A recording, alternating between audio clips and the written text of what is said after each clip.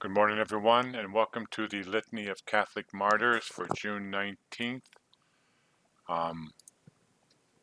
Remember, as always, to pray for the families of those loved ones who were martyred on Easter Sunday of 2019 in Sri Lanka. As I said before, I offer this ministry in order to fill the gap, the void that has been created by those who are ordained, the priests and the bishops, who for whatever reason do not mention the martyrs in their homilies, in their talks, in their classes. For whatever reason, I don't know what it is. I think they believe that to a certain degree that people don't want to talk about death or don't want to, or they believe they're going to live forever. I mean, I don't know. But the fact of the matter is, as Catholics, they are doing us a disservice by not telling us about these great, wonderful, and holy men and women and children. There is always the Father, Son, Holy Spirit. That is always the first and foremost in our faith. I guess there is a hierarchy. Then there is our Blessed Mother, who sacrificed her entire life out of love of God. Blindly sacrificed because of out of love of God. Then there are the saints, so many saints, who are perfect examples of who we should be and who we should aspire to be and how we should live our lives. And then there are martyrs. There are blood martyrs and there are white martyrs. Red martyrs and white martyrs, who are the foundation to a large degree of the church. As the martyrs grow, so grows the church. So I offer this in order to remember them, these men, women, and children who joyfully sacrificed themselves for love of God, knowing where they were going, knowing who they were serving, and knowing that this world isn't it, it's the next world, and our service to God. So with all that being said, let us begin. At Florence, St. Juliana Falconiere, Virgin, foundress of the Sisters of the Order of the Servants of the Blessed Virgin Mary, who was placed among the holy virgins by the sovereign pontiff, Pope Clement the 12th. I have to check something here real quick. Yeah, okay.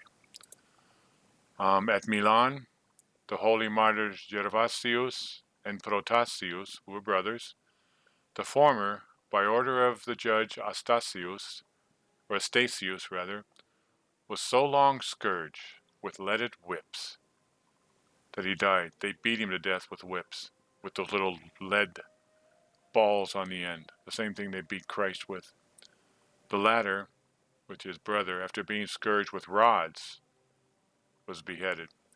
Through divine revelation, their bodies were found by St. Ambrose in Milan. St. Ambrose, as we know, was the bishop at the time of St. Augustine and was his mentor. They were partly covered with blood. When Ambrose found them, they were still partly covered with blood and as free from corruption as if they had been put to death that very day. When the translation took place, when they moved them, a blind man recovered his sight by simply touching their relics, and many persons possessed by demons were delivered. At Ravenna, Saint Ursicinus, who was a martyr, who remained firm through many torments in the confession of the Lord, and consummated his martyrdom by capital punishment under the judge Paulinus. At Sosopolis, under the governor Domitian, during the persecution of Trajan, Saint Zosimus, martyr, who suffered bitter tortures, was beheaded, and thus triumphantly went to heaven. At Arezzo in Tuscany, the holy martyrs Gaudentius, bishop, and Culamatius, who was a deacon, or Chulmatius, who was murdered by the furious Gentiles during the reign of Valentinian.